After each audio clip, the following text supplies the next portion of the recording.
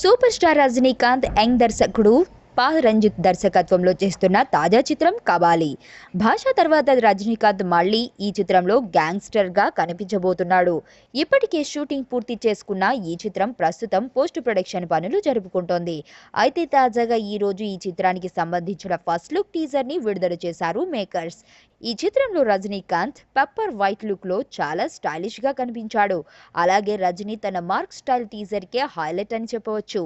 ఈ చిత్రంలో హీరోయిన్ గా నటిస్తున్న రాధికా ఆప్టే ఈ టీజర్ లో చాలా సాంప్రదాయంగా కనిపించింది.